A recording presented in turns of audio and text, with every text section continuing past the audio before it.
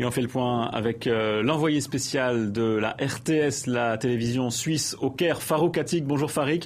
Les frères musulmans ont donc lancé ce qu'ils appellent un vendredi de la colère. Est-ce qu'il faut s'attendre à une nouvelle journée de tension en Égypte ?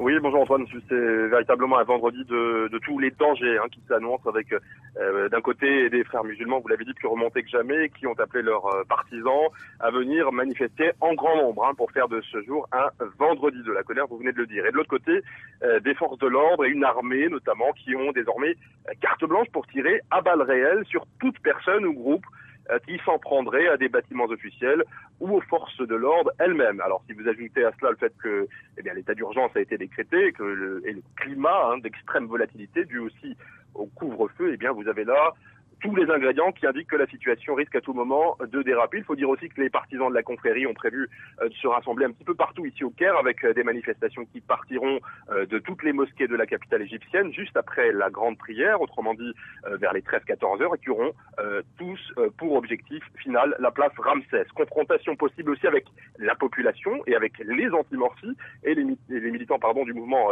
Tamarod qui ont eux aussi lancé un appel invitant les Égyptiens à former des comités populaires pour défendre le pays contre ce qu'ils appellent le terrorisme des frères musulmans. Alors pour les forces de l'ordre aussi, le message est clair, pas question d'autoriser le moindre sit-in, faute de quoi la police et l'armée y quadrillent l'intégralité de la ville, ont prévenu qu'elles n'hésiteront pas à ouvrir le feu.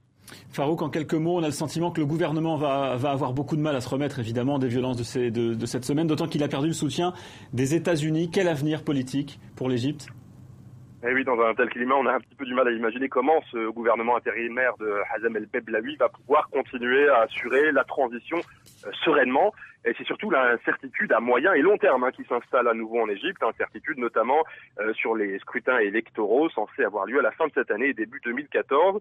Incertitude aussi sur la capacité de l'actuel cabinet gouvernemental à ramener le calme et à apaiser les tensions politiques qui règnent entre les différentes factions et qui minent toute possibilité de négociation. Il est vrai aussi que le départ du vice-président Mohamed El Baradei, qui s'est désolidarisé des violences de mercredi dernier, a plongé encore un peu plus le pays dans l'impasse sur le plan politique.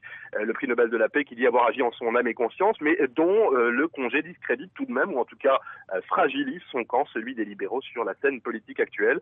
Et il n'est pas impossible aussi que cette défection et puis la position de l'armée et du gouvernement ne viennent pas encore jeter un peu plus d'huile sur le feu de cette transition politique qui s'annonce difficile, éprouvante même, dans les prochaines semaines ou les prochains mois. Merci beaucoup Farouk Attic, en direct du Caire, envoyé spécial de la RTS.